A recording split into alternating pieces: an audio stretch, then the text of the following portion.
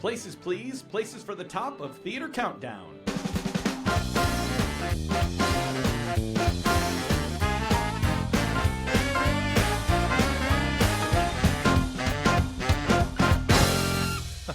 And stay out and bring me back my lunch.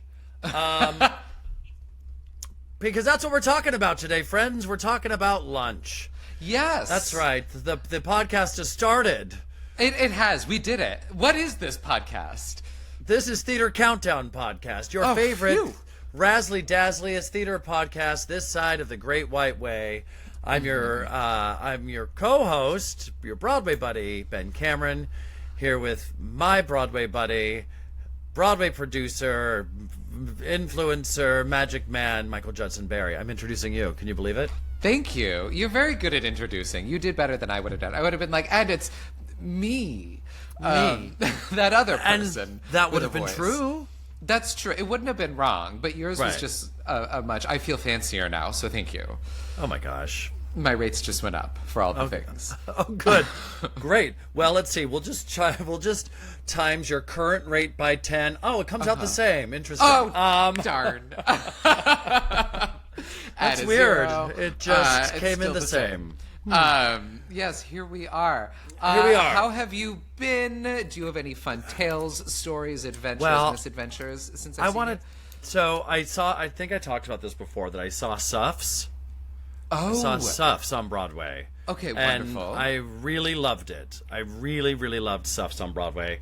It's very much a Broadway musicale, and there's not a lot of fancy set. It's just incredibly talented women telling a very cool story. Jen Colella, what do you want? I mean, Jen Colella, Emily Skinner, Hannah Cruz. But I loved it. I've been posting on my socials. I really do think people need to come see it. I don't know marketing-wise how well it's going to hit with audiences on a super big commercial level on a really crowded season. But I was at the coffee shop this morning, and I saw Shayna Taub sitting at the next table. And cool. I don't know how often Shayna Taub gets noticed having coffee, but she was wearing a Suffs hat, and I recognized her immediately because I'm like that. And I turned to my boyfriend. I was like, "That's Shayna Taub." And so I purposely made a point that I would not stare at her while she's trying to enjoy coffee. And it's also, she's still in preview, so she's probably there to rewrite the entire first act or whatever. But I did on my way out with my matcha in hand stop to let her know how much I loved her show, and that putting the word out, and which I'm doing right now. You should all go see it. There you go. She was so kind and so sweet, and I know for me, as long as someone's not being really invasive in your time, I always like knowing if somebody likes my work or stops me, like on the ship when I had that guy who came up and said that he's been watching us on YouTube.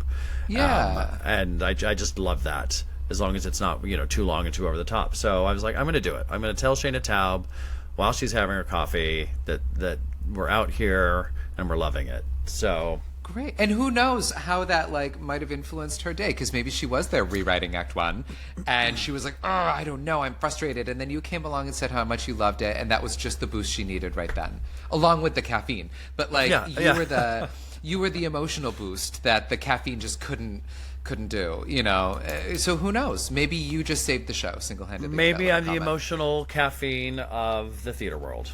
Yeah, you are. Maybe that's you what I am. are the double latte of emotional support when it comes to theater. Well, call me Taylor. Yeah. Ooh, that's a insider. reference. Did y'all get it? God, comment if you know what song Comment if you got that referencing. reference. Thank you again. But I thought that Rosie was O'Donnell nice. Show. That is nice to see our theater icons out in the wild. Yes. It's very fun. And I'm going to go see Heart of Rock and Roll, the Huey Lewis musical. I'm going to go see that tomorrow. Awesome. And what else did I recently see? I saw something the other night. Yeah? Oh, yeah. I'm trying to think of your Instagram. So am I. What is he posting about? Oh, yeah. Recently? I saw a Sign of the Times. We talked about Limpika. Oh, Sign of the Times. Sign of the cool. Times, which is just... you got to go in knowing what you're getting. You're going to hear these songs that you know and like, and a really talented cast is going to sing and dance them at you, and it's going to be silly. And Great. if you're looking for, the next great piece of art in your life, that's not what you need to expect going to Sign of the Times. But I enjoyed myself a great deal. But yeah, so I like this time. All the shows are opening, and I like getting to see what I can. Yeah, it is an exciting time. I'm trying to think I saw Patriots, which was amazing and upsetting. Yeah. I'm seeing Great Gatsby this week, though, and I'm very excited because I haven't gotten to see it yet. Can you believe I'm going this week? It's so I've been talking about this. It is so absolutely crazy to me that this is happening again in the theater space, where there are two really formidable musicals of the same piece out there in the world right now. Great Gatsby is opening on Broadway, and then Gatsby, an American Myth, written by Florence Welch of Florence and the Machine, is opening at ART. Yeah. So we're going to have two Gatsbys at the exact same time. One just made it to Broadway first. Yeah. But we'll see what happens. Because, it's like the Phantoms. The Maury Yeston Phantom never actually got to go to Broadway because Andrew Lloyd Webber's got there first. And it was a mega hit. The machine, that it became. So the poor Maury Yeston Phantom. Even the Wild Parties. Let's not forget the Wild Parties. The two Wild Parties. That canceled each other out, and you're like, it's impossible that this is happening at the exact same time. How angry would you be if you were one of the writers? And it makes me think, what were lost musicals that never happened? That maybe was there a Lusitania musical when Titanic was happening, it just got there first, and then it sank to Lusitania? Who knows? What other musicals never made it because one got there first, and the other one was just nearly getting there, I mean, God bless him for seeing it through at ART. And what if it's a far superior piece of theater? Who knows? Yeah. I love the idea that maybe we'll just have two Gatsbys on Broadway. You can see one and then walk across the street and go see the other one. Have a double bill Gatsby day. There's just no way, right? It's just impossible. I don't know. What do you? I don't know. I'm intrigued. Hey, listen, if you like talking about stuff like this, like we do, you've got to make sure you're following us on social media at Theater Countdown, theater with an R-E, because we are respectable theater artists. Yes. Indeed. And we will write, and we will spell correctly, but we won't spell fully if you're following us on Twitter/X, where we're just Theater Count, because ain't nobody got time. We want to know what you think of the show. Rate and review us.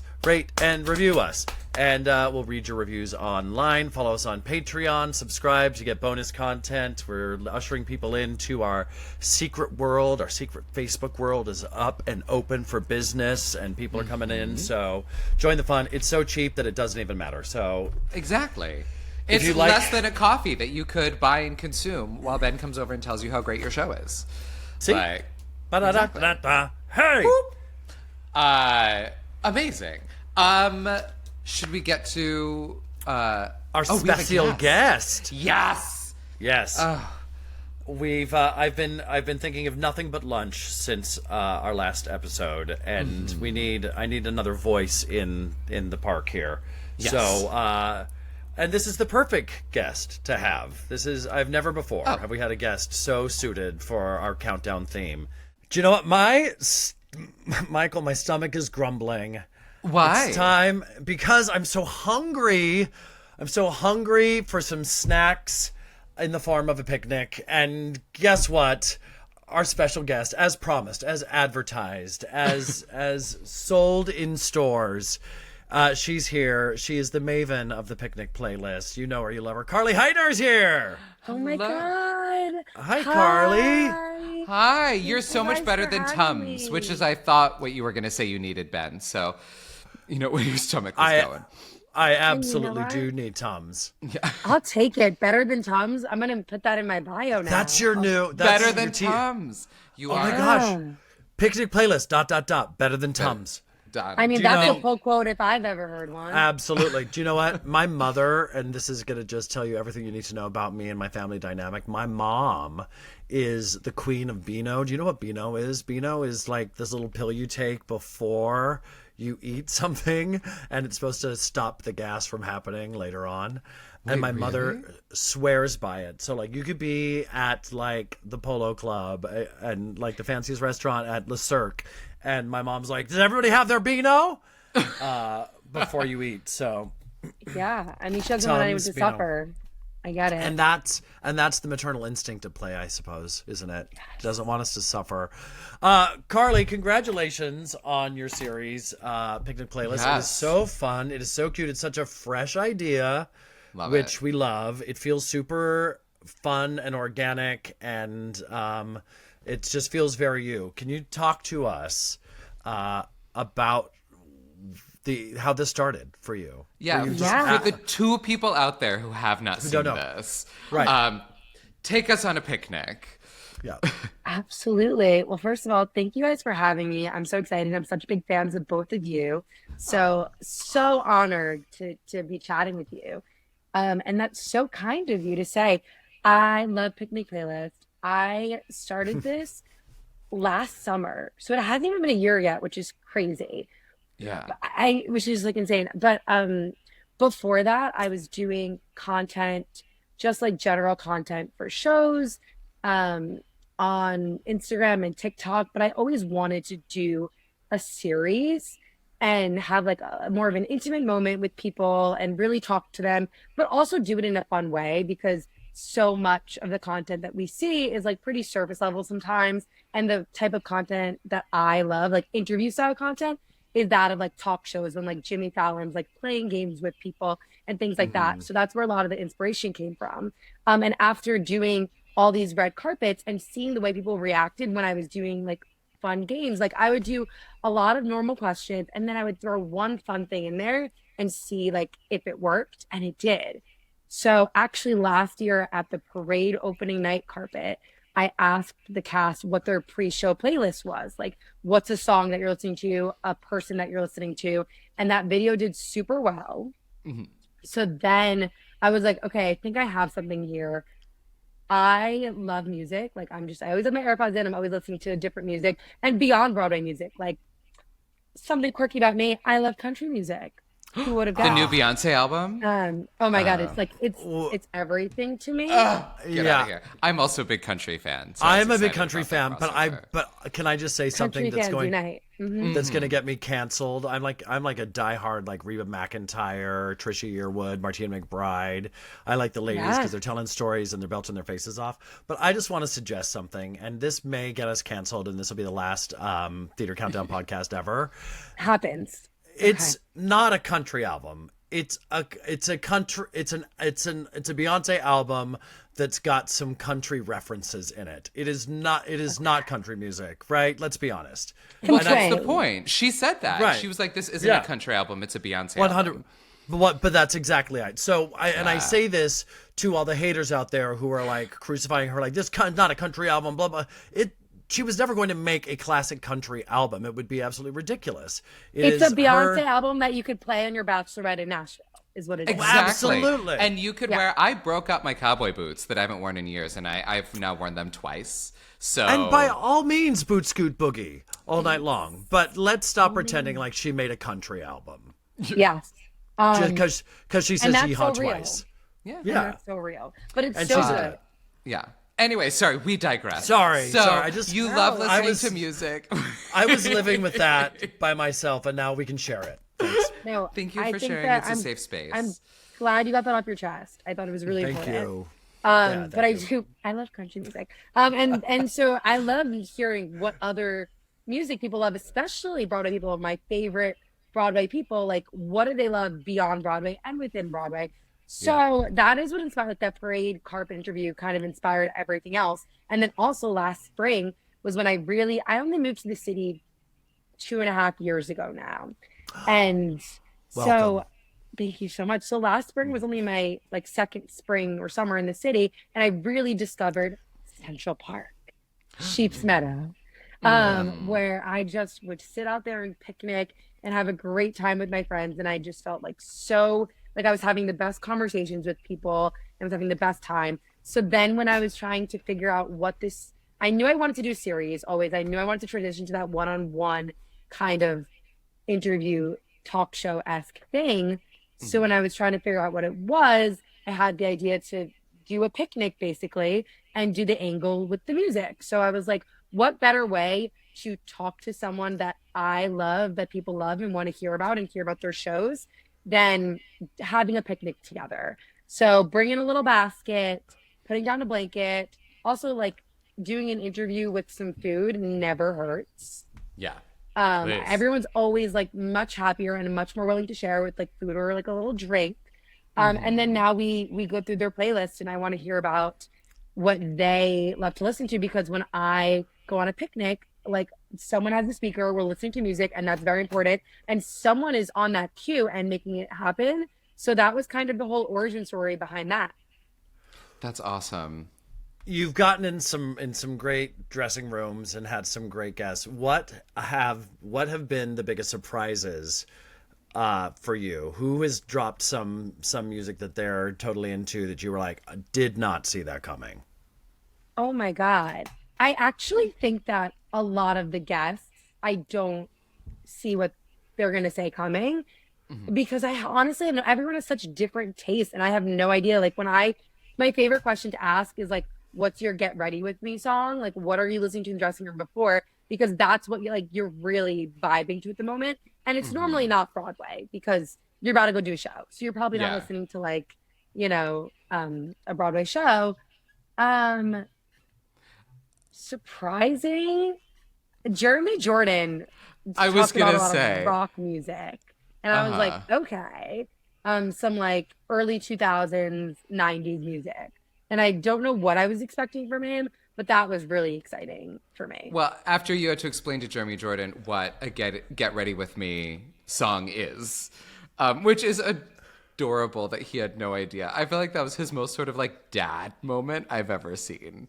He's so Pookie coded. It's ridiculous. Wait, what did you just say? Pookie, do you know who Pookie is? I don't know what Pookie is. Educate me, please. Okay, so Pookie is this like viral thing on TikTok where there's this couple and they're like really bougie and they do like date nights, and the guy is like this like Southern gentleman, I guess. And every time he talks about his wife, he like calls her Pookie. So like he's just this like kind of like adorable man, like little man, and that so it's just become a term like being like Pookie like. And Jeremy Jordan is Pookie like, if that's helpful. I can see that. It is. It also makes sense to me that he's into that kind of rocky, almost metal, because that's his band kind of leans into that. That's the kind of music that they're making. And I remember the first time I listened to that, I was like, didn't see that coming. Yeah, it's like another side of him. Like one day he's Jay Gatsby or Jack Kelly, and the next day he's like truly rocking out. Yeah. Don't fence him in. We can't. Exactly. We can't, yeah. And you know what? You can never fence Jeremy Jordan in. Don't even try. No. I mean, it wouldn't have to be a particularly tall fence, but he would still find a way to get over it. Short King Spring. He and I are the same height, so I can make that joke.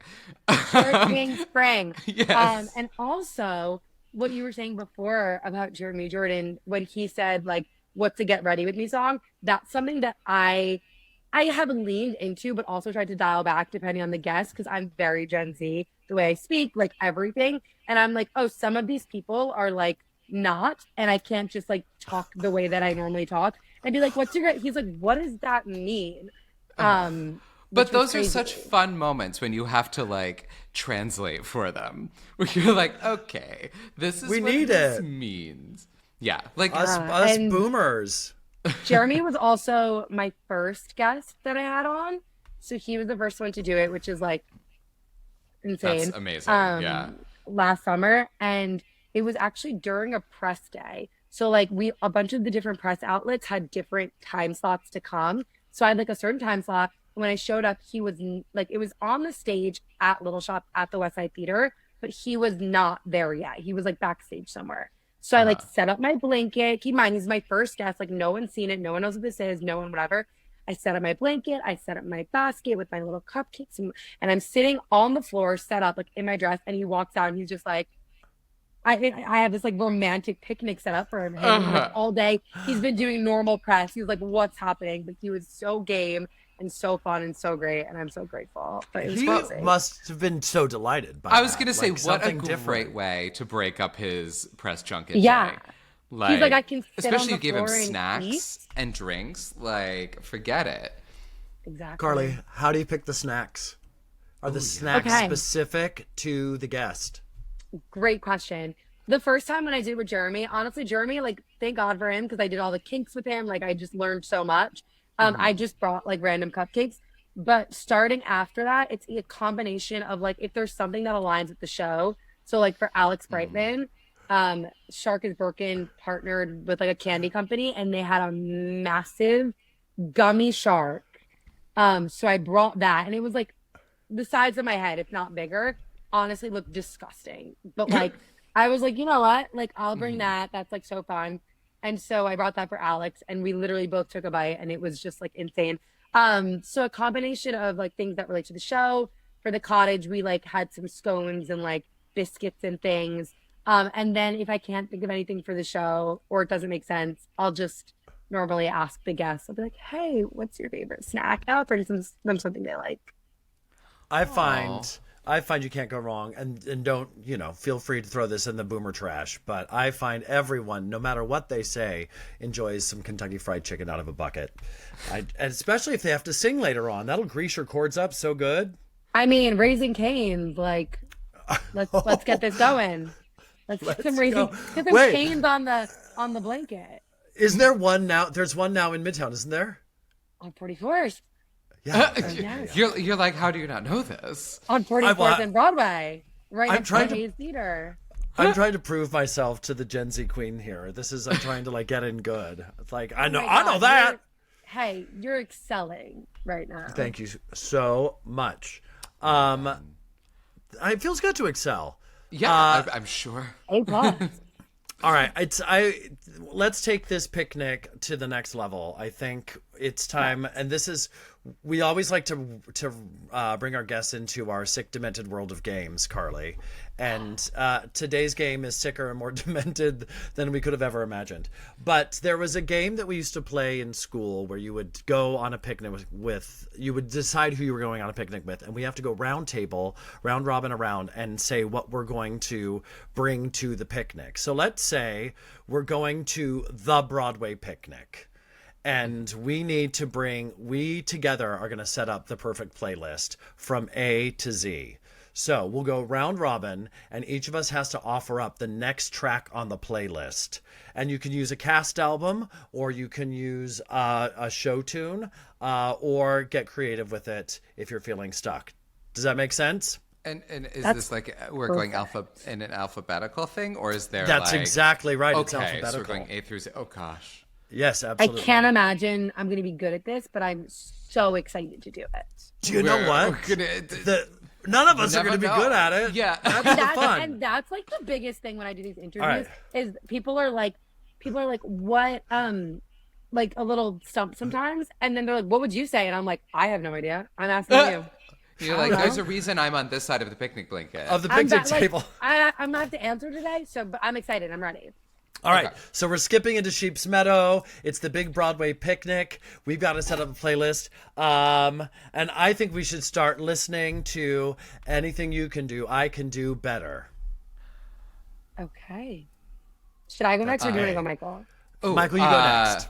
The next song that we're going to is Back to Before, because we just can never go there. We can't. Yeah. We have to keep moving forward, and it's the beginning of the alphabet, so we move on.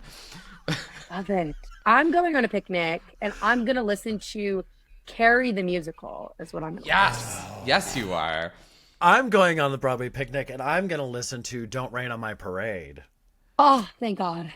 Yeah. And I'm having a particularly aggressive picnic day, and I just throw my hands up and I'm listening to Evita, and I'm just like, ugh. Yeah.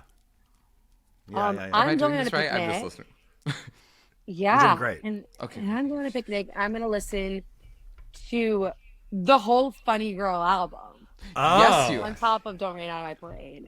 I'm going to the Broadway picnic, and I'm going to listen to the cast album of Gigi because we brought eclairs. And on my picnic, I'm just on a real kick of secondary characters, and I'm listening to all of Helen Gallagher's songs from Sweet Charity and No No Nanette. And you know what? What? Me too. I'm Sure. going on a picnic, Me too. and I'm gonna listen to Idina Menzel in If Then. Yes. Ooh. Double points. I'm going to the Broadway picnic, and I'm going to listen to Just Keep Moving the Line from Smash because I like belting. Mm-hmm. And at my picnic, I ran into someone I haven't seen in forever, so I obviously am putting on Kismet. You didn't expect to see them, but there they are. Yeah. Yeah. Thank God I brought Kismet with me. Thank God. I'm going on a picnic, and I'm gonna listen to Lamest Place in the World from 13 the Musical. As you should. Just to really get those vibes. Uh-huh. Pretend I'm a child. Yeah. I'm doing it right now. I'm going on the Broadway picnic, and I'm going to listen to The Music Man. Nice. And I'm still at that same picnic, that Helen Gallagher, and I loved her so much, I listened to the whole No No Nanette album. I don't know who Helen Gallagher is. Okay. She won a Tony Award for No No Nanette in 1970-something. The more you know. And I can't wait to go home and listen to No No Nanette after this. I'm going on a picnic.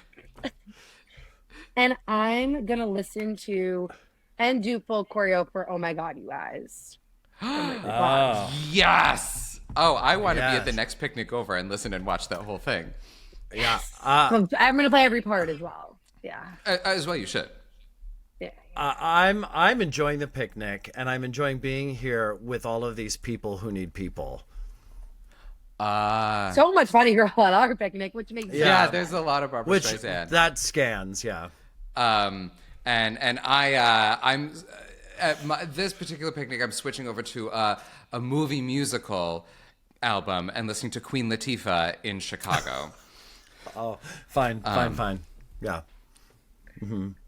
I'm going to go on a picnic, and I'm going to listen to Rizzo in Greece singing There Are Worse Things I Could Do. Yes. Absolutely. Yeah. Specifically Grease Live, Vanessa Hudgens version. Yeah. Which was so good. Which was so good. We're Yeah. sleeping on Vanessa Hudgens. So. Yeah, and we For shouldn't real, be. though. We really We shouldn't should not be. And we have Gigi and this on our picnic. So we're really We are giving not her super- propers. Yeah. Yeah, because we know. Let's see. I'm going to the Broadway picnic, and I'm going to listen to Seussical, the musical, because it's a nice day out, and I think I just saw a Lorax go by. As one God. does. That wasn't that was Sherry O'Terry. She's just back in town. Common mistake. Yes. And at my picnic, I'm all about, again, thinking ahead. So I'm listening to the Titanic cast album in anticipation of the Encore's production. Wonderful. Not Titanic. Titanic. Not Titanic, Not although, Titanic. because they haven't put out an album yet, but I'm watching all of the Titanic TikToks as well. Thank God for Nicole Parker. Thank I'm going to a Multitasking. picnic, and I'm going to listen to Urinetown, the musical. Is what I'm going to do. I love that show. Yep. I'm going on a picnic, and I'm going to listen to Venus in Fur. What is Venus in Fur? Why am I saying That was a that? play. That's a play. I'm just going to tell It's you. an audiobook. It's an Yeah. audiobook. Yeah. There you Yeah. go. Is that the one with Nina Arianda? Arianda. She won the I Tony saw for that. it. Yeah. Yeah, and it was like deeply twisted and sexual. But I'm going to tell you guys while we're listening to Gigi the plot of Venus in Fur. Wait, what comes next? W. Thank you. Well, in honor of you helping me, at this picnic, I'm going to listen to the original cast album of Wicked, as Ben, you are probably featured on there somewhere. Yeah, maybe. Right. all day. I'm going to a picnic, and I think I only have one answer for this. And I'll be Yeah. listening to Xanadu, is what I'll be doing. Yes. Here's why. I'm going on the Broadway picnic, and I'm going to listen to oh my gosh, You Matter to Me from Waitress, because it's such a beautiful song, and I'm having very tender feelings about my guests. Oh. At mine, in the final picnic of the season, I in Sheep's Meadow, I had it catered by my favorite Greek restaurant, and in honor of that, I'm listening to Zorba the Greek while eating falafel, which I've never heard that soundtrack, but I'm sure there's some real bops on it. Well, and the good thing That album, sorry, that album. Thank you very much. I got keep most calling of them our picnic. soundtracks, and I get yelled at. I know, Carly. I'm trying to train him. Don't worry. And We're getting all of this there. was brought to you by our good friends at Zabar's. Well done! What a great picnic playlist! Oh, I all right. really didn't think I was going to be able to keep the alphabetical order. I was like trying to remember the alphabet so hard there. And you brought- did the best, honestly. You hesitated Yeah. the least. I'm really, I'm in awe. I was like struggled a blacking lot out with during that. your answers and just trying to like zone in for what was coming next for me is what was happening. But Do you know what? That's how I hold most conversations, frankly. I just stare into their eyes and think of what I'm going to say next. yeah. I like that. That was brought to you by Funny Girl and Helen Gallagher. You're welcome. What a wonderful picnic. I'm going to stay for the whole thing. All right. Carly, I don't know that we've ever had a guest who fits the theme of our countdown so perfectly as this one. Since we are counting down our dream Broadway performers, dead or alive, in any context, that we would like to have lunch with. And we need to know your top 5. Yes, please. Top 5. Starting Okay. with 5. Starting with 5. Starting and work with your way down. 5. Yeah. Oh, my yeah. Sorry. God. It adds tension. Yeah. Okay. I'm so excited. Starting with 5. Okay. I'm going to go, may seem random, but it's not, with Susan Blackwell. Oh, I don't find that Nice. random at all. No. I find I that mean, delightful. it's not random to me, but might feel random in the scheme of things. But yeah, Susan Blackwell. Tell us why. Yeah. Yeah, well, Side by Side with Susan Blackwell was my everything, is my everything, sorry. Still constantly on loop. In addition to title of show, also Right. my everything. And I think like Picnic Playlist is based on the like shoulders of Side by Side with Susan Blackwell immensely. And I've actually never met her. I've never spoken to her. I think it could be possible, but like I can't even reach out. Like it's just too much for me. That is my everything, and I would kill to sit down with her side by side, Susan Blackwell style, and like have lunch and just like chat Ooh. all the things, and have Oh, her lick God. my face. And please Yeah, record it so obviously. we all can watch that conversation because it will be magical. Oh, yeah. Yeah, and I love her. And in high school, somebody for like a class I did, I had to sing a title of show song, and I was Susan Blackwell. Naturally. Perfect. Yeah. Naturally. She will hear this. She's a big fan of this show, and she'll be really into that. Oh my God, and I'll why? throw up. Yeah, I know. no. But wait Not till during the after lunch, though. lunch. Yeah. After lunch, yeah. Before or after. That's how you can bookend it. No, don't. That'd be. All right. That's great. Number 4. Number 4, I think I'm gonna go with Sutton Foster. Fun. Mhm. Okay. Explain For yourself, me- Heitner. For me, Sutton Foster does no wrong. I Mm-hmm. think she is the triple threat. I think her career is just like so wonderful to watch. I would love to sit down and talk through like from beginning to end everything. I know there's some lore in her life. I would love to hear all about it. I don't know if we're having like a candid conversation, but if we are, I need to know. Okay. And I think that we could gush over so many things together while I gush over her. Yeah. Sutton Can Foster is big for me. Like I saw Violet with my grandmother, and it just changed me. Yeah. It was so I- good. She would be fun at lunch, too, and I think she would tell you all of the lore. I think That's so, the most too. important thing. I'm like, it's a balance of like, who do I want to hear like some advice, some stories, and then like, who do I want to get into their lore? And And like, let's dish. get a few drinks and let me hear all of that. So for sure. And also, must we not forget that she was Princess Fiona? Let's not forget that. And I couldn't forget it. And And an understudy in Grease, right? Or was she the full-time Sandy? And an understudy in Les Mis. Yes. All her like and Star to famous Be. moments. And she was the Star star. to Oh, Be in her Star to Be Annie. is so good. She's got a resume, and I'd love to talk through it with her. Yeah. And it's got everything. I think even in particular with this Mrs. Lovett curveball she threw our way. Like, I just feel like she's fearless and she can and should and will do everything. Well done. Oh yeah. She is so also, funny. like, Wait, her TV days, like Bunheads, like anyway. Oh my and God. Flight of the Conchords. Younger is so good. Every Yeah. season is so good. And I just saw her in Once Upon a Mattress at City Center. And I don't know if either of you saw it. No, I'm so bummed I missed it. No. I needed to transfer.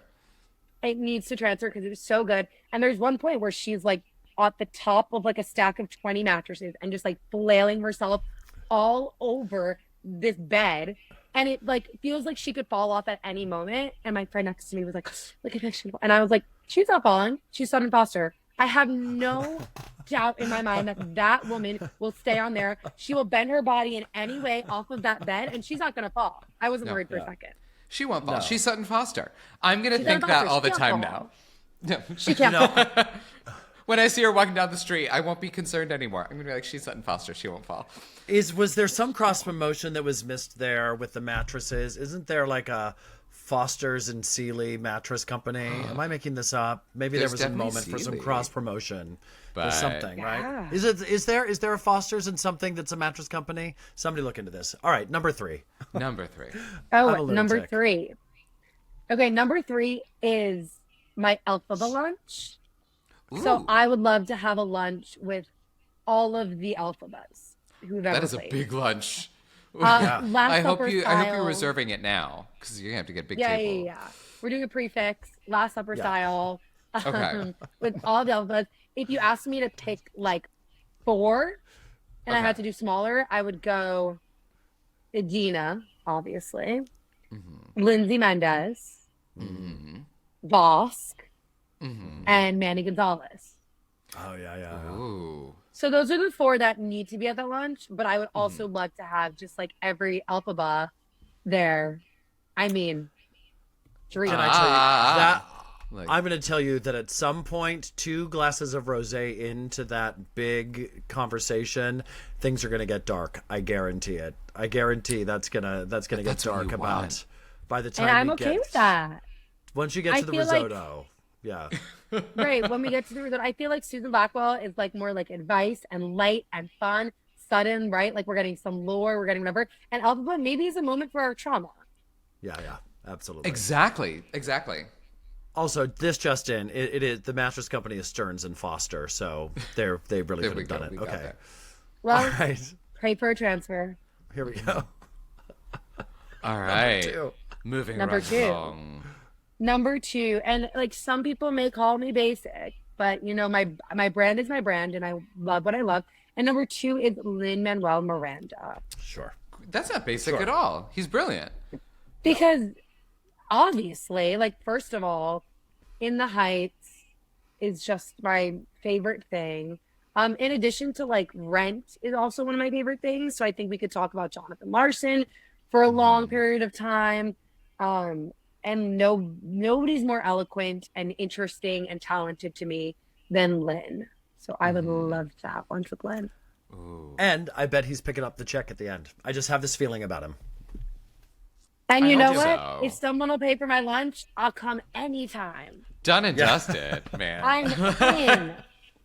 Yeah. No, that would be I good. love that. That would be, he would be a lot of fun. I'll be at the table Yeah, behind you. maybe just, we like, could listening maybe in. we could have lunch at the drama bookshop. Like, who knows? There you go. The limit does not exist. And then after lunch, you could like walk through Drama Bookshop and just see what books he chooses. You know? What is he drawn to? Yeah. Yeah. So All I right, feel like what's on a brilliant. person's bookshelf tells you so much about them, or lack thereof. You know, That's the next Well, series. And on what's their on your plates. shelf? Right. Picnic bookshelf. yeah, that's true. And picnic bookshelf. Picnic books. It's a working title. It's like Reese Witherspoon's thing. You just keep making it more and more like Hello Sunshine. You're like starts with picnics, then you have a book club, then you have, keep growing Picnic with his book club, until Meryl Streep is sitting next to you just screaming. You know, Yeah, that's absolutely. Thank you. Natural progression of things. Yeah. Okay, right. number one. All right, your final Number lunch. one. Your final lunch this week. It's Friday afternoon. Where are you going? Who are you doing? Who are you doing? Who are you doing? Who you doing? Where are you going? That's a different countdown. Sorry. Yeah, we'll just have that countdown later. But my ultimate top tier lunch is with Jonathan Groff and Leah Michelle. Oh, It's the three of us. We're at Leah's Hampton's house on Long Yep. Island Uh-huh. having lunch. Or we're That is at a Jonathan's juicy farm lunch. in Lancaster, Pennsylvania. Maybe we're doing both. Maybe we're Uh-huh. having a weekend together. But it's definitely with the two of them. Amazing. you're gonna have to pad the walls because the stories that's Yeah. gonna bring up. And mean- wear a poncho because it's gonna be like Made of the Mist because he's gonna get excited. yeah. I'm Why excited. you're- We're gonna get some spinning. Yeah. And imagine, like, we all know what they spoke about in that documentary. Mm-hmm. Imagine what they talk about not to the public. Like, I'm ready. I'm ready for the stories. I'm ready for the Glee lore, the Spring Awakening lore, the Funny Girl lore, the Melody lore, like Oh the my everything, God. the Hamilton lore. Like Lena Michelle and Jonathan Groff are just they're There's the so best much. to do it.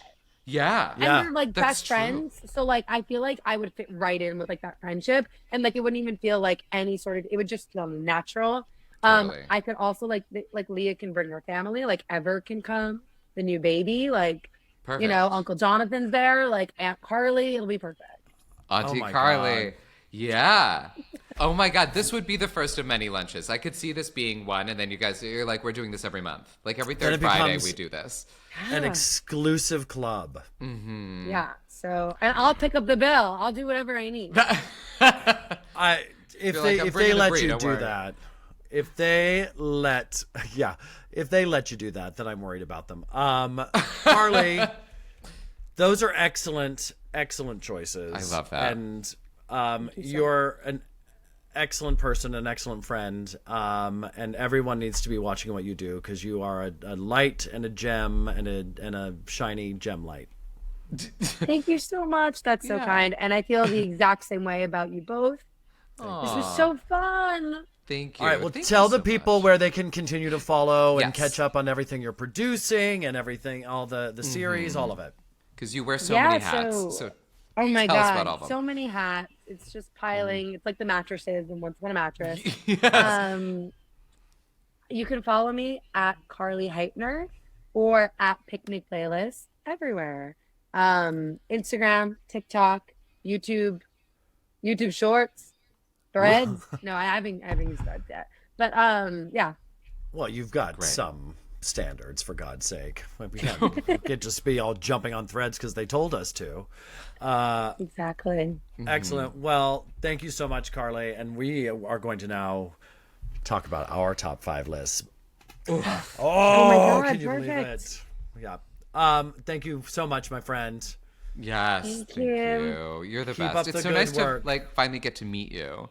Yeah. Oh my God, I know. I'm like, I feel like our worlds have crossed so much. So it was so nice to like have a conversation. I can't believe you guys like asked me to do this. Like, this is so cool. I really appreciate it. Hey. Thank you for But doing of it. course. Of course. All right. Well, thanks again. And I'll talk to you soon. Let me know if you need anything. Yes. Okay. All right. What I can't wait to go on a picnic with her one day. If I ever have a cool enough show or dressing room for her to come chit chat about. I'm very interested in the things that she and the people she wants to talk to because we're generationally in different places. But I like that I like the way that she coined that she wants the lore of all, which is like all the backstage gossip of all the stuff. Like, I mean, let's be honest, when she was talking about Sutton Foster, I know she's talking about the whole crazy Sutton Foster, Christian Borle, Laura Bell Bundy thing.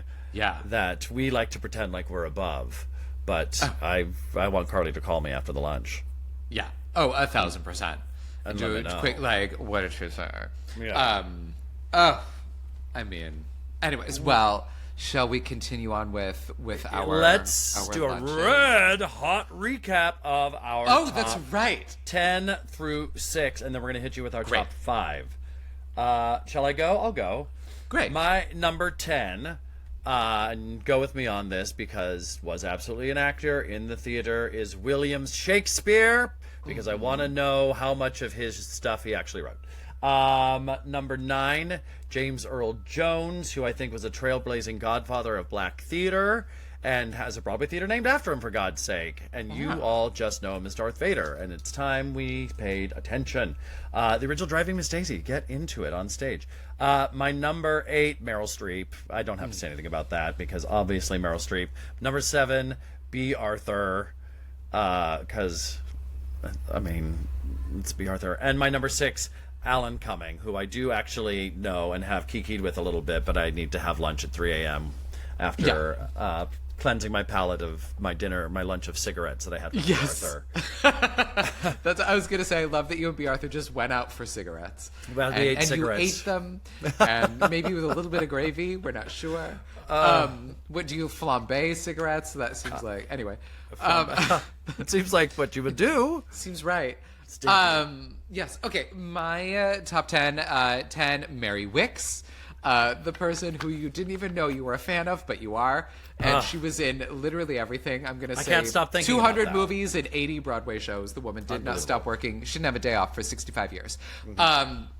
Ethel Merman, because she is the Mama Rose, the Annie Oak, the Mama Rose, who knew everybody and helped sort of launch American musical theater as we know it. Number 8, Ian McKellen, because I'm a little bit obsessed with him, and I just want to hear all the stories from, the original National Theater, RSC, like all those days, and just what a delight. He seems like so much fun. Gregory Hines, my number 7, just because who doesn't love Gregory Hines? I mean, the epitome of cool. If I'm there, I am going to be slightly cooler. If you haven't listened to the last episode, you need to, because you will get the full rundown of what Gregory Hines is wearing at this alleged I don't even know what we're eating, but I know imaginary what he looks lunch. like. Yeah, it was well photographed in my brain. And number 6, the absolutely wonderful, beautiful Dick Van Dyke. Just because, if you can't have lunch with Santa Claus, your next best... I mean, Dick Van Dyke's the next best thing. Actually, I think he's going to be better than Santa Claus. Better. If you come in frowning, he's going to help you put on a happy face. What a doll. You'll walk out stepping in time. You will. I am so jealous of that on your list that I can hardly see straight. I'm so mad that I didn't think of it. That's why we got each other. I was upset I didn't think of William Shakespeare. That one, I was like, incredible choice. Well, all right. Now it comes down to the nitty gritty. Only 5.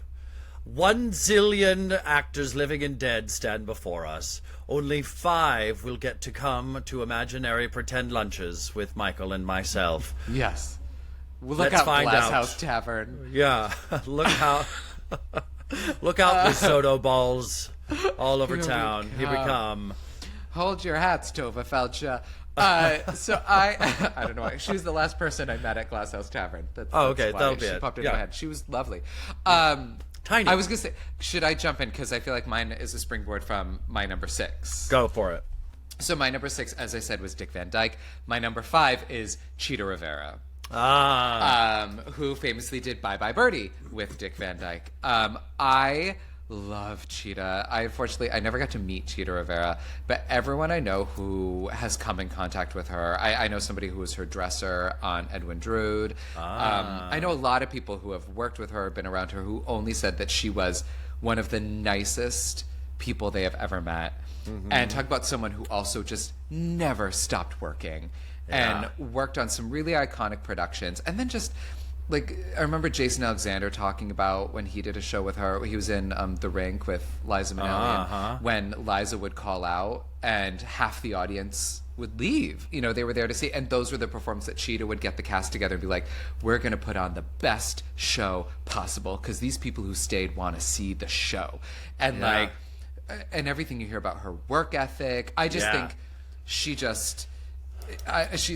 I would just love to just be in her presence for lunch and just learn and grow. I feel like she makes everyone a better person.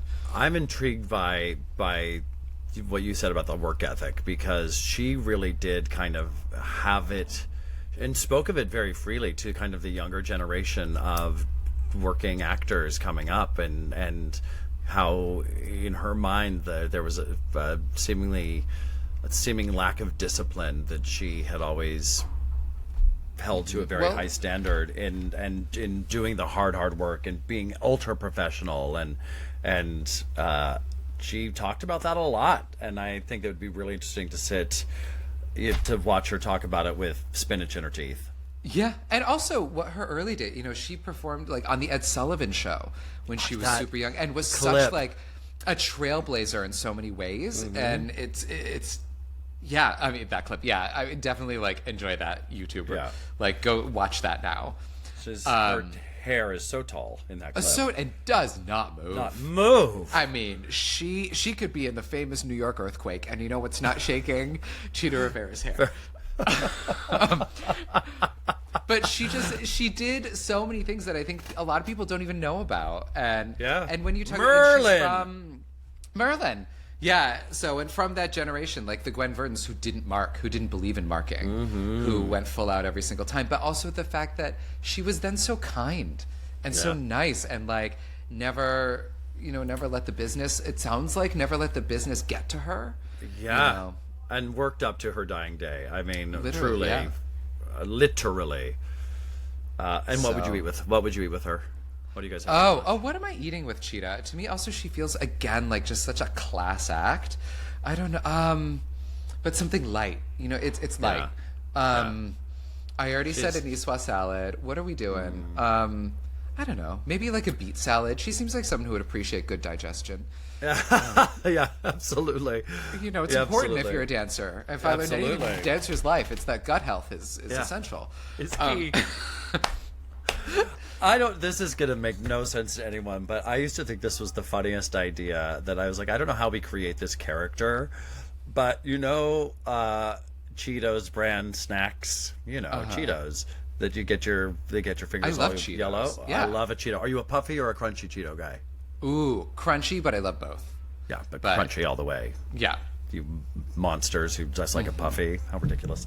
But, that famous poster of her for The Dancer's Life, her arms are kind of up like this. Yeah. And I wanted somebody to do an illustration of Chester the cheetah in that pose, in some heels. And create like an image that said Chester the Cheetah Rivera. I just thought that would be... Cruncher's life. Yes. I just thought that would be... I don't know what I wanted to do with it, but I wanted it to exist. It needs to exist. So maybe for you, the Chester the Cheetah Rivera. Okay. My number 5 is Miss Madeline Kahn. Yay! Madeline Kahn, who was a Tony Award-winning actress, an icon of films, did a whole run of the Mel Brooks films in the 70s. She made her Broadway debut in the 60s. She's had multiple Tony Award nominations, in musicals. She won for The Three Sisters. The Sisters Rosen. Right, Sisters, that's what I meant. There was something about sisters. Yeah. Maybe less Chekhov. But, let's see, On the 20th Century? Yeah. Was that her? That was written for her. Yeah. She just was... Kristen Chenoweth named her dog Maddie, her little Pomeranian that she had at the time that's probably dead now, but she named that Pomeranian Maddie for Madeline Kahn. Madeline Kahn was Kristen's icon. Her was what she wanted. You can tell.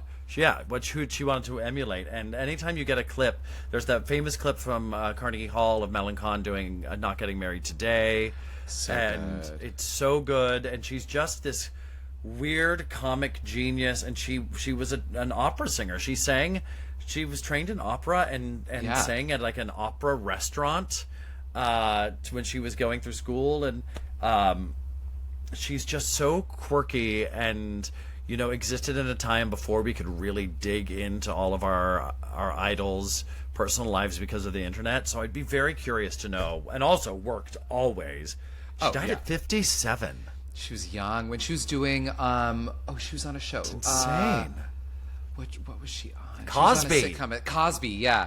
She was as the next door sort neighbor. of like kooky neighbor. Yeah. I feel like she'd be a fascinating one too, because when you see her in interviews, she's so weird. Like, yeah. I think that was part of her comic genius was that like, she was one of those people who thought she was just making the logical choice, but it seemed it was super out of the box because that's just how she thought. She thought. Yeah. And so she's that's just what I so wanna get to know. wonderfully weird. Like, for all you know, that lunch could be like her telling like in-depth stories about like working with Mel Brooks and developing on the 20th century and why she left on the 20th century. Because she left like story? soon after it opened. She was supposed to. Well, And Judy Kay got her Yeah. Peggy Sawyer moment because Judy Kay was her understudy and she took over. Because Madeline was also- like, I don't want to do this. Like, just left the show. she was supposed to be in the MAME film. She was cast as Gooch, Oh, Madeline yeah. Kahn. And according to Madeline Kahn, Lucille Ball had her fired for artistic differences. But Lucille Ball always claimed that Madeline really wanted out of the project anyway, to go do what's another one of her famous projects, and I can't remember it off the top of my head, but I read about it earlier. Was it one of the Mel but Brooks ones? It entirely possible. I think it was Blazing Saddles, actually. Okay, which Flick- if she did, good yeah. choice because she got nominated for an Oscar for that. Yeah. So I'm tired of being admired. Oh my, have you ever seen? Let's face it, I'm tired. What? Let's face it, I'm tired. Her first ever movie with Barbara Streisand. What's Up, Doc? Oh, have you ever seen What's this Up, movie? Doc? Yeah. Yeah. Where she plays No, I haven't. Eunice.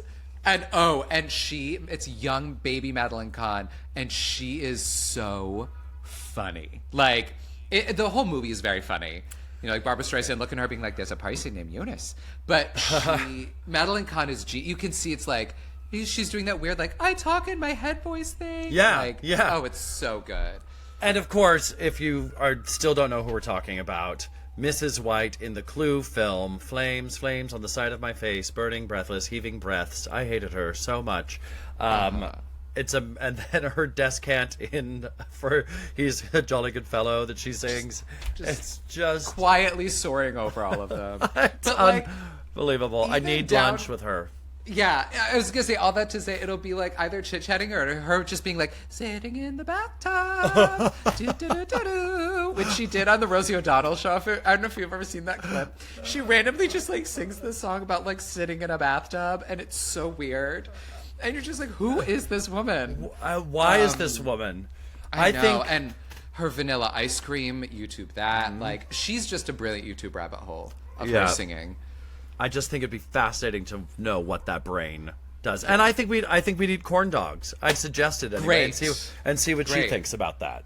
I think It's she'd on love it. it's on a stick. You know what I mean? We could be on the go, Yeah. or we could eat them in the bathtub. Exactly. Yeah. All right, my number 4. I may be cheating. Tell me if I'm cheating. This is sort of a 2 for the price of 1. Can I say number 4, Lunch with the Chums, which is Carol Burnett and Julie Andrews? Why not? Because they call Why themselves, they're best friends, and they not? say, like, they call themselves the Chums. And so that's why I was like, how can I get 2 of my all-time favorite performers into one lunch? Wow. And it's Julie Andrews and it's Carol Burnett. I think Mary Poppins was my favorite movie as a child, as we all know. And the Carol Burnett show was, I was obsessed with it the moment I discovered it. And I loved Carol Yeah. Burnett since, like, Annie, I think, was the first thing I ever saw her in. And then when I found That'll out do that it. they were best friends and have been best friends for over 60 years, blew my mind. And their stories, like when they talk about each other, it's hysterical. They're like 2 little kids. And like, how in real life they're swapped. Like Julie Andrews is the real potty mouth. And Carol is actually like really buttoned up in real life and kind of a goody two-shoes. Which is just hysterical. Like Julie Andrews would be like, oh, that bitch. You know, like, they seem like it would be 2 living legends just getting together and acting like 2 little kids. I imagine Lunch with them would be sort of like a sketch they did from one of their variety shows where they just got in a food fight on stage. Yeah. Oh, yeah. Because they periodically would do these 2-person shows. It'd be Julie and Carol at Carnegie Hall, Julie and Carol at Lincoln Center, and they would film them. And I want to say their second one won an Emmy. And they would sing songs and do sketches, and they just clearly are having so much fun together. But then also talk about 2 just icons who have been in the industry, on Broadway, on TV, on film forever. So their stories just must be so good. I just think I they'd be great. can't even imagine. I would sit there like this, and this is Yeah, I've got my I would just be like, hands, you 2 have my a catch chin up. on my fists. Yeah, and I just want to slurp soup. You're having soup, I assume. I don't know why. I don't know. Oh, wait, you didn't say what Madeline Kahn, you're having corn dogs. I was going to say, for the true Clue fan, you're having soup with Madeline Kahn. Just like... But, I don't know. I feel like they're both kind of like burger gals. Like, I feel like they're growing up for burgers. But I can get a soup. You can come too and order soup, and we'll just sit and listen to them just catch up and just be like, Julie Carroll, just chat about what's happened. Oh my gosh. Palm Royale and Bridgerton. Go. I mean, not for any of that. I just want to hear Julie Andrews be a potty mouth. I just want to hear Julie Andrews be chastised by Carol Burnett for using the F word. Because there's a story about how when Julie was like, how funny would it be if we pretended to be lesbians and make out in front of this elevator to shock this director we're working with? Like, they used to pull pranks on their directors together that apparently Carol was always like, and Julie was like, oh, come on, it'll be funny.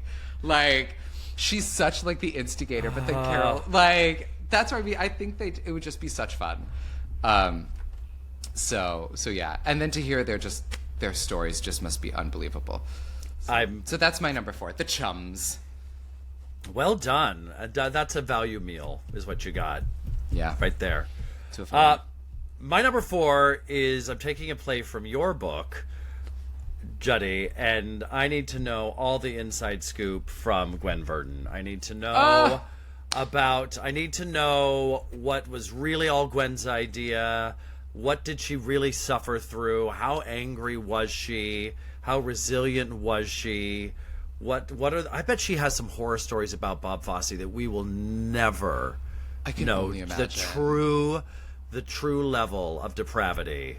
Yeah. And then also even like Hollywood stories, because she was a dance coach, the dance captain on a lot of big Hollywood movie musicals. As well as being one of the greatest Broadway stars Tony of all winning time. Star. Yeah. Like, sort of the OG triple threat. Yeah, and if you watched Fosse Verdon, she's such an endearing character as portrayed in that. I just want to know all of it from her point of view. Yeah, and the Hollywood days, and yeah. So I want to have with Gwen Verdon, and we're gonna have Gwen and I are gonna have Patty Melts at the diner. Ooh, great. Yeah. And I feel like she'd be down for that. She may not eat the whole thing. Gwen. She probably won't. No, I doubt it, but she'll make sure you eat the whole thing. Yeah, she feels like that kind of person. Like, she didn't eat very much, but you ate, and that made her happy. Ooh. Yeah, I can only imagine. That's going to be a sad lunch. But you know what? I'm in for it. Because I'm gonna bolster her up. You can come to this lunch. You should be at this lunch. I do love her. You should be at this lunch. Yeah. Thank you. And have some soup. Thank you. All right, number 3. Number 3. My number 3 is one of the cattiest people in theater history, which is why I'm pretty sure the accent, the clipped accent helps. It's Noel Coward. Oh yeah. I really want to have tea with Noel Coward because he was someone who never sugarcoated, and I feel like had like the dirt on literally everybody, and then would put it into a song and perform that song like in some club in Atlantic City. And he would do, and he has one of my favorite records. I have a record of him. It's like him in Las Vegas, and it's so fun. And he rewrites the lyrics to like a Cole Porter song to simply make fun of Cole Porter. Like, oh my God, talk about one of the like wittiest, cattiest people ever in history. Write a play. Yeah. Stritcher, like he created Elaine Stritch's nickname for Sandaway. But not on top of the theater stuff. I also just love Noel Coward plays. Like Private Lives is one of my favorite plays. Yeah. The Vortex, which is a play he wrote about how much he hated his own mother. Which a little known one because it was a drama that he wrote and starred in when he was 25, I want to say. And it's about like this young, dapper gay man. And also I love that he was like out and proud gay at a time when a lot of people weren't. And about a mother who was like this horrible mother who was a coke addict and her affairs and how she ruined his life. And it was about his own mom. And he wrote himself a monologue where he just rips her apart. Like, talk about a guy. Ugh. I'm snapping for that. Yeah, and it's such like a fascinating like self-made person who like went from like this Cockney like vaudevillian style performer to like one of the epitome of class and elite wit the theater of elite his time. and literally dated royalty. Like, that's another thing. Like, on top of the theater stories, like, he also had affairs with, like, royal princes at the time. Like, What? Yeah, like, two of Elizabeth's uncles were, like queer, and two of them had affairs with Noel Coward. So, like, if you love, like, royal family history, he also is very in that scene of, like, the roaring 20s, 30s party crowd with the young royals. Wait, I need... What's the Noel Coward biography that I need to read? It's on my table. I haven't started it yet. Okay. I just recently bought it. But yeah, his life. I'm writing this down. Yeah. But That's yeah, brilliant. there's a lot of, when you talk about lore, the lore that Noel Coward is going to bring you is going to just be amazing. But also, yeah, as far as like a creator, created some incredible pieces of theater that are still done, and I feel like was the Oscar Wilde of his time. 100%. I kind of think of them in the same thought. I really do. I kind of think of this as the kind of the dandy wits, right? Mm-hmm. And that's so my sense of humor. So I'm here for that. Yeah. So that's mine. And I think we're going for tea. And he's going to have just a little bit of a nibble, but not too much. Because he has to go be seen somewhere, and his suit has been fitted exactly to his size. And if he has but one bite too much of a macaroon, he shan't fit anymore. So he will have a sip of tea, and it shall be inadequate, and then he shall leave. That shall be our lunch. Inadequate. Yeah. I love him. I love that very much. I actually wrote that down. I want to read his biography. My number 3 is, and this may be basic bitchery here, but I can't help myself, and I just hope I get her on a good day, but I think I need to have lunch with Liza. Oh, great. I need to have lunch with Liza Minnelli. I don't I'm know glad we're what getting I'm all going to the get. Fosse girls in there today. Well, I think they suffered enormously. They did. Lunch with Liza. I don't know what's on the menu. I think it's going to be hard to wrangle her in. I think we need to do it. I think we need to have lunch in like a McDonald's play place and kind of shut up the entrances and exits. So if the worst you can do is like go down the McBurglar slide, and It's your ball pit. I'll just chase after her, and if I need to put her in McJail, I will. But I mean, you might be having the leftover cigarettes that you had from Bee's lunch. Maybe, or we maybe just gin and vermouth. Maybe I don't know. Maybe we'll just love her. Maybe we'll just dine on regret. But no, that's with Karen Walker. It would be gin and regret. The stories. I have a friend, my friend Nikki, who has this insane story that I may have talked about on the show, where she met Liza Minnelli in Portugal because she was dating one of her background singers, and the story of her hanging out with the cast and her behavior was so outrageous and very sad. Also, at the same time, she like disappeared at one point and came back a very different person on God only knows what. And I just think if you could reel her in to like get some real like no cameras around kind of stories from Liza Minnelli. The David Guest thing. Oh what my God, was the actually? I mean, how the iceberg? What I mean, are we the things doing? that woman has been through between her parents, her own career, her husband's, her friendships with like Michael Jackson and Elizabeth Taylor, and Maybe Barbara Streisand calling her for advice. Like, what's that story? I don't know that story. Yeah, Jim Caruso told me about that one because he if you don't know friends Jim Caruso, he hosts a wonderful show, Birdland, and he's good friends with Liza. They've been together since for Liza ages was a and ages. Z, I want to say he's a dancer and he obviously like he only has wonderful things to say about her because they're good friends. But yeah, he talked about when Barbara was going to play Radio City, and Barbara famously has really horrible stage fright, and she was really nervous, and she's been friends with Liza for a long time, and she was like, well, Liza, no, you're the best entertainer of our generation. And you've played Radio City multiple times. So would you come to my first performance? I'll give you 2 tickets, and then would you be willing to give me notes after? And so Liza took Jim.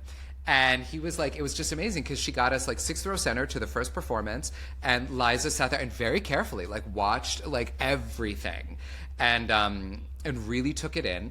And then afterwards they went back to Barbara's dressing room, and Liza gave Barbara her notes.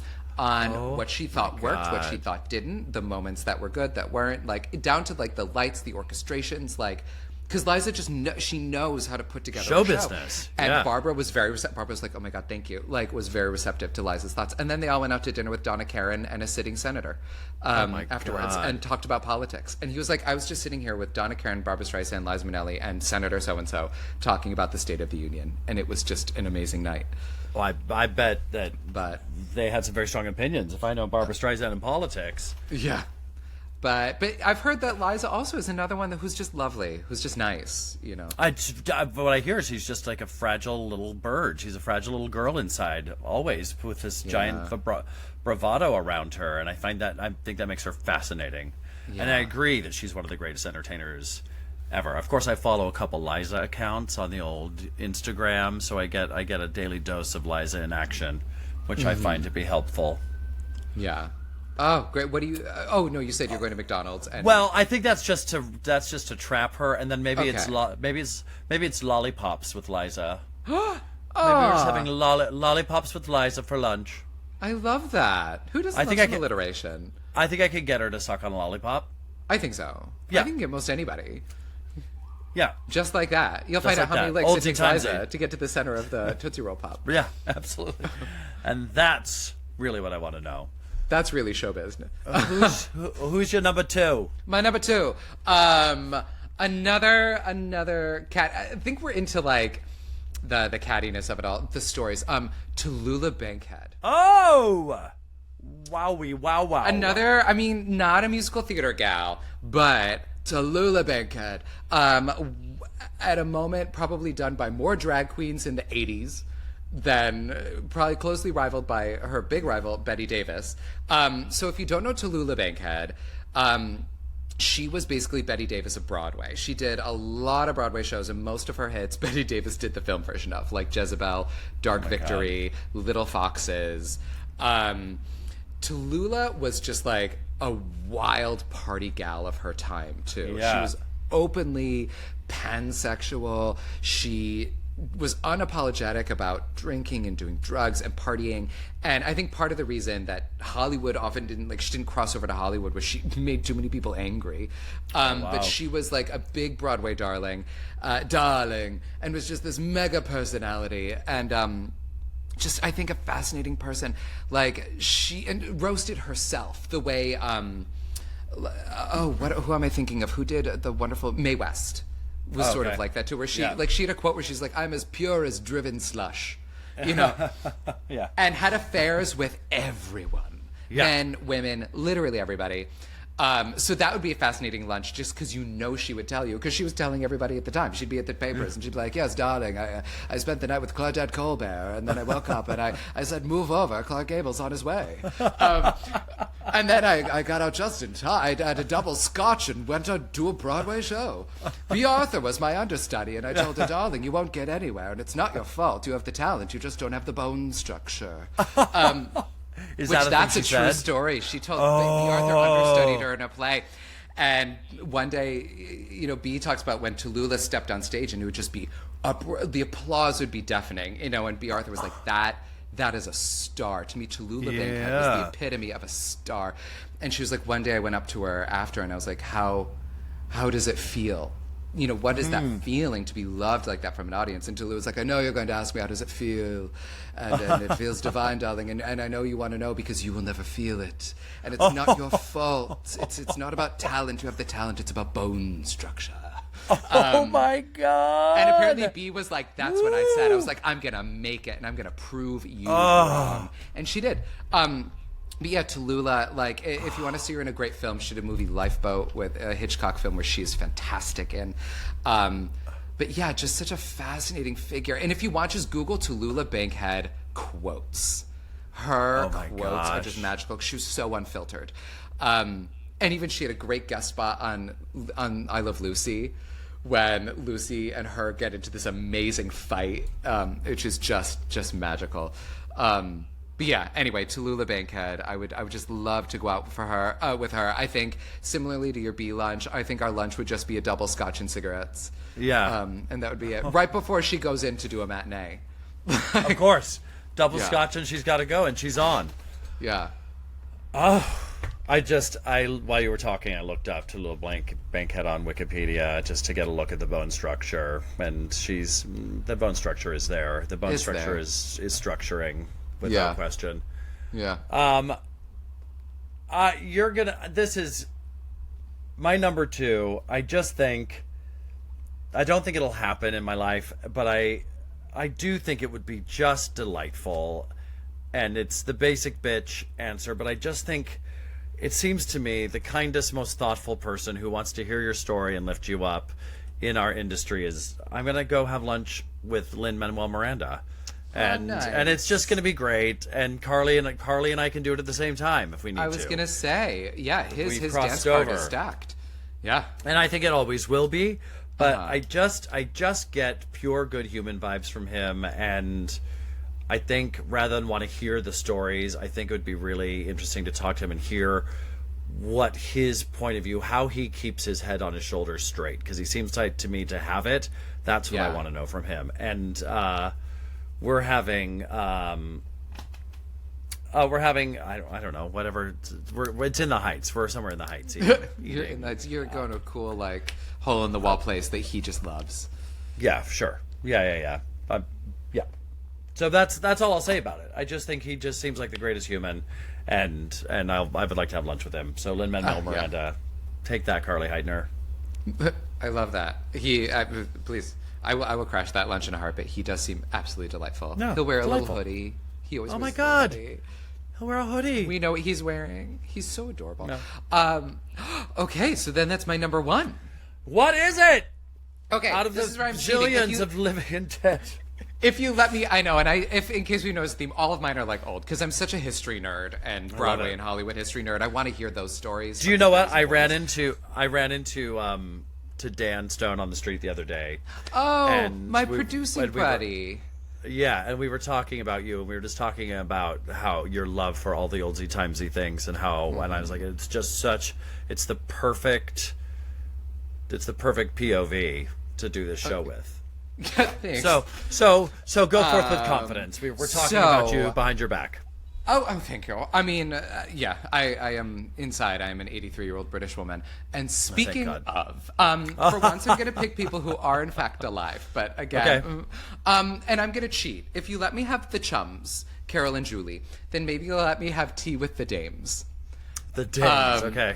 I don't know. Have you heard of Tea with the Dames? No. It's a documentary. So it's they had tea, and it's with Maggie Smith. Maggie Smith? Judi Dench, Joan Plowright, and Eileen Atkins. Oh my God. I was gonna, if you weren't gonna let me have it, I was gonna say Maggie Smith, because Maggie Smith is my end all be all. I am obsessed with Maggie Smith. I love her so much. The amount of times I have watched her hay fever clip from, speaking of Noel Coward, when she was young, in all her old movies, her new movies, love Maggie Smith. But I also love Joan Plowright, Judi Dench, and Eileen Atkins. So it's a documentary, and they literally had tea, and they just sort of like dish, because they've all been friends since they were like in their 20s. God. They obviously, like, Joan Plowright was married to Laurence Olivier after he and Vivien Leigh broke up, and they all were leading ladies of the British stage at the same time, but all played different characters and all were close friends. And I just want to have tea with them. Like, oh my God.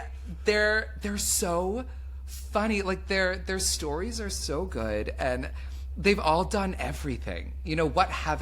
Between those 4 ladies, what haven't they done? I mean, just even Maggie Smith and Judi Dench alone, who have been best friends, kind of like Carol and Julie, like another very famous friendship. They've been best friends since they were in their 30s.